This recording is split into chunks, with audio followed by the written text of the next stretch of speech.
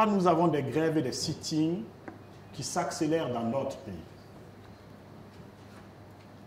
Le chercheur, pour répondre à cette question, quand il voit des données, produit des hypothèses pour tester, qui sont des intuitions de réponses possibles qu'il va tester, vérifier empiriquement. Cela a été notre exercice et nous avons collecté une batterie d'hypothèses. La première hypothèse est que c'est peut-être l'effet de l'insurrection populaire. C'est peut-être l'insurrection populaire qui ouvre les vannes de l'action de revendication de manière large. On a cette hypothèse dans le débat public. La deuxième hypothèse est celle que les revendications salariales sont fondées sur le fait que le coût de la vie évoluant de manière plus rapide que les salaires, il y a un effet de rattrapage nécessaire et donc les syndicats investissent légitimement dans les revendications. La troisième hypothèse, ce sont les conditions de travail. Il n'y a pas de matériel au ministère, à la direction des impôts, il n'y a pas de carburant, les conditions de travail du médecin, de l'infirmier, de l'enseignant sans bureau que je suis, par exemple, expliquent les mouvements.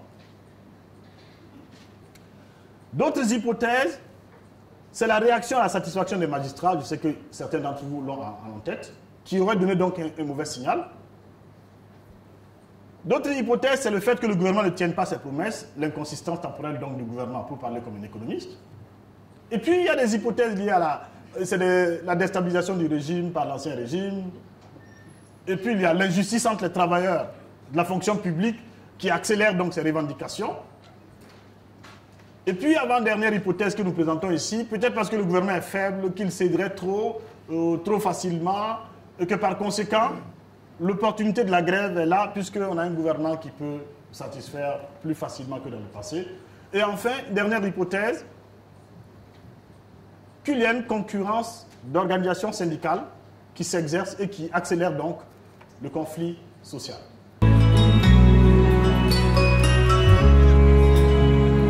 Première hypothèse, est-ce l'insurrection qui libère? Est-ce que c'est le plus rien ne sera comme avant? Est-ce que c'est la liberté retrouvée? Ce constat pourrait peut-être s'appliquer davantage pour le secteur privé, mais pas pour la fonction publique, parce que l'accélération du phénomène réellement commence en 2016. Je reviens sur le graphique pour que vous voyez, vous le validez avec nous. Si vous regardez, l'insurrection se passe en 2014, et en 2014 et 2015, le nombre de grèves est stable. Et c'est après 2015 que le phénomène arrive. L'insurrection peut avoir eu un effet, mais l'insurrection ne peut pas avoir été une cause qui est déclenchée de façon immédiate, les grèves, puisque les données le montrent. Et donc, c'est plutôt un argument de contexte permissif que la cause, la radicale. Deuxième hypothèse, est-ce lié au fait que le coût de la vie est très élevé et que par conséquent, il y a un besoin de revendication pour rattraper le coût de la vie? À cet effet, nous avons comparé l'évolution du salaire moyen à l'évolution du prix à travers l'inflation. L'évolution des prix à travers l'inflation. L'inflation est une proxy de l'indice du coût de la vie et c'est la variation de l'indice des prix à la consommation qui est la meilleure mesure de l'inflation dont nous disposons dans notre pays. Et à ce niveau, nous sommes surpris par plusieurs choses. Le premier résultat n'est pas si surprenant, mais il existe et il faut le noter. C'est la nature erratique de la courbe en bleu. La courbe en bleu, c'est la variation du salaire moyen du fonctionnaire. Ça monte, ça baisse, ça monte. L'évolution, en fait. Ce n'est pas que le salaire baisse. Le salaire moyen baisse, c'est que son rythme de progression est chahuté. Cela est un paramètre de précarisation du travailleur. Il faut en tenir compte. Puisque ça ne lui donne pas un horizon lissé, pour parler comme les statisticiens. Deuxième information très importante sur la période de 2015 à 2016, qui est celle de notre observation, la courbe en bleu domine en moyenne la courbe en rouge. Ce qui donne un résultat qui n'était pas celui que nous attendions a priori, mais qui est celui que les faits, les données indiquent, à savoir que, en moyenne, le salaire des agents de la fonction publique évolue plus rapidement que le niveau général des prix. En d'autres termes, l'hypothèse d'un effet de rattrapage du coût de la vie n'est pas une hypothèse fondée sur ces données-là. Vous avez ici l'évolution du salaire moyen des fonctionnaires burkinabés et vous voyez donc qu'il y a une tendance haussière de 1999 à 2015 qui corrobore cette évolution compte tenu du salaire des fonctionnaires. Cependant, le sentiment d'une paupérisation du fonctionnaire est très populaire et nous avons cherché à le comprendre. Il est lié au fait qu'il y a eu un double effet dans la structure de la consommation des ménages dans notre pays. Premier effet, il est apparu dans le panier des ménages des biens nouveaux. Le téléphone portable, les crédits d'appel téléphonique donc, l'Internet, l'abonnement télévisuel, les jeux électroniques, les gadgets, ainsi de suite. De sorte que, si un fonctionnaire, en 2000, faisait face à une situation où il n'avait pas de téléphone portable, il n'en changeait donc pas, il n'achetait pas du crédit, ça ne lui posait pas de problème, ni à lui ni à d'autres. Il n'achetait pas d'abonnement télévisuel, ce n'était pas un problème. Il y avait de grosses paraboles que seulement la haute société pouvait acheter. Il n'était pas sous pression pour acheter la tablette pour le gosse de 9 ans ou 10 ans. Il n'avait pas à changer donc le téléphone comme je l'ai indiqué, ainsi de suite. Cela a changé la structure de la consommation des ménages. Et c'est bien nouveau, si bien souvent leur prix baisse, comme le prix de l'impulsion téléphonique, leur consommation en quantité augmente, donc leur place dans le budget augmente. De sorte que, même si vous gagnez plus aujourd'hui qu'un fonctionnaire d'il y a cela peut-être 20 ans, il n'est pas sûr que ces biens nouveaux n'érodent pas votre capacité, la part du budget qui va à l'alimentation et à d'autres choses. C'est un phénomène très fort qui explique que les grèves qui sont alimentées par ça aussi sont dans une géographie plus large que notre pays. Parce que ce phénomène existe dans tous ces pays également. Deuxième effet sur la structure de la consommation, c'est plutôt une bonne nouvelle, quoique. Je reviens en arrière pour dire que, en conséquence, le traitement du coût de la vie doit occuper cette question. Si vous ne considérez pas que le prix de l'impulsion, la régulation du secteur de l'économie numérique est un enjeu de la lutte contre la vie chère, vous n'entendez pas cet effet sur la structure de la consommation.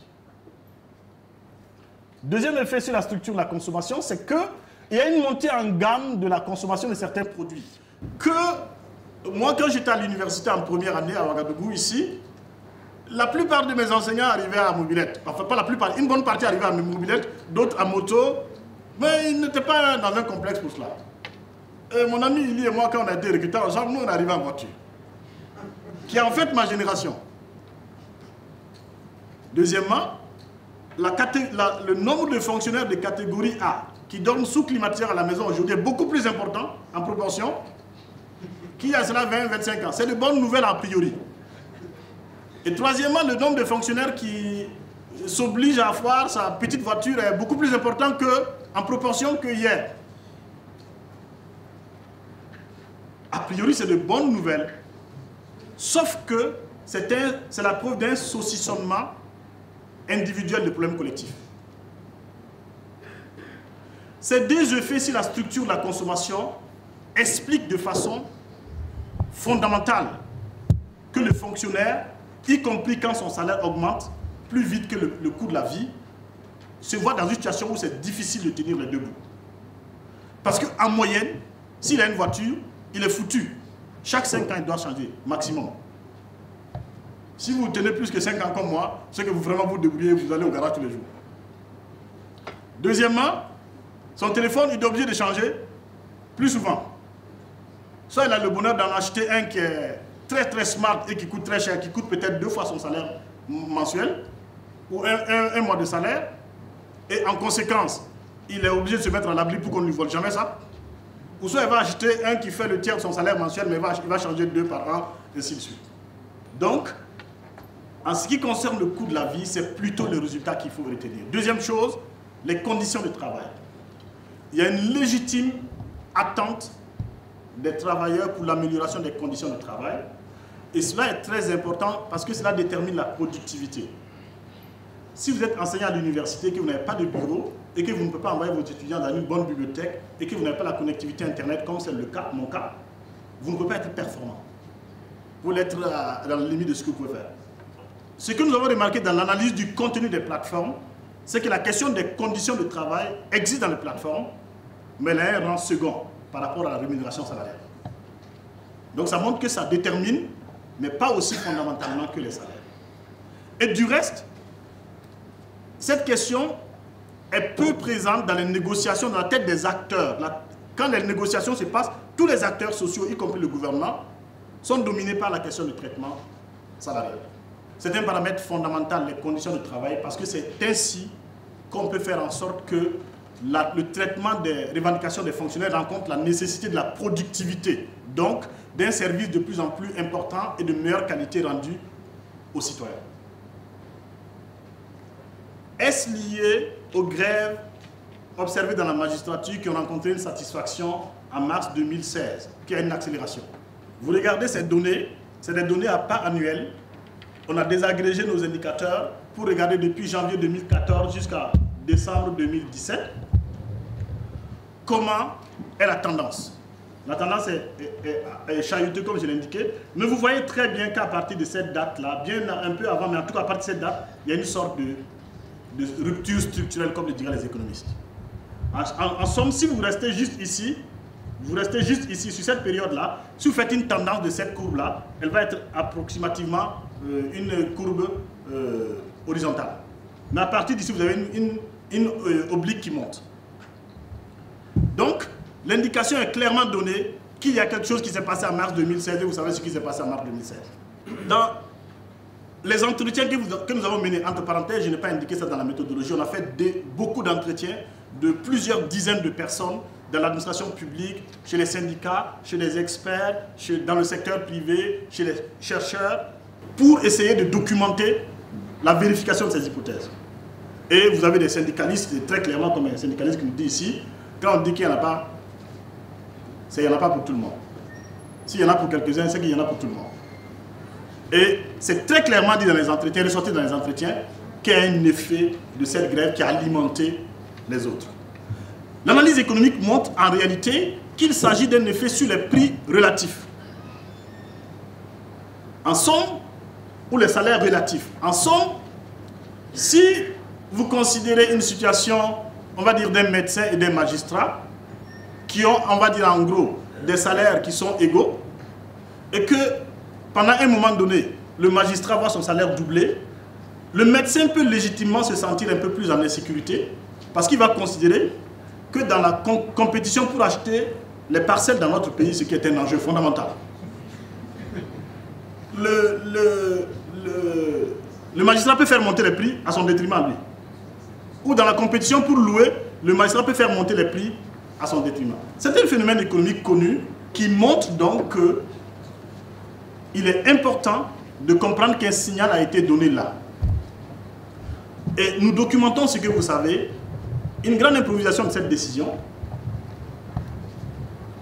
et qui a été un moment important de l'accélération du phénomène, d'autant que le ressenti dans les entretiens nous indique que la majorité des gens indiquent que peut-être que c'était légitime, mais ce n'était pas les plus défavorisés. Je rapporte ce que l'enquête qualitative donne. L'enquête qualitative donne.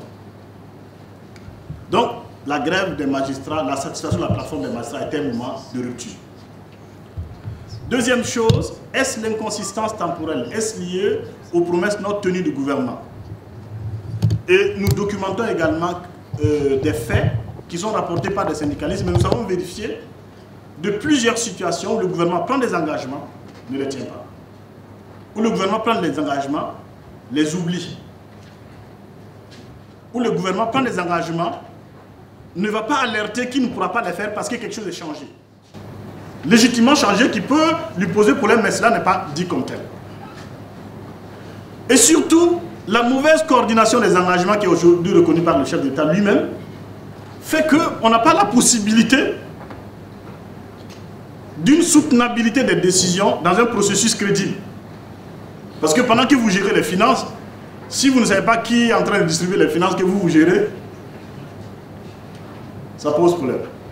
Ce n'est pas très loin de ce qui se passe là. Donc le résultat d'analyse montre que l'agent syndical est dans une situation où il a le sentiment que la parole publique est peu crédible et qu'il faut faire la pression pour avoir ce qu'on peut avoir tout de suite, à défaut d'avoir ce qu'on n'aura jamais demain.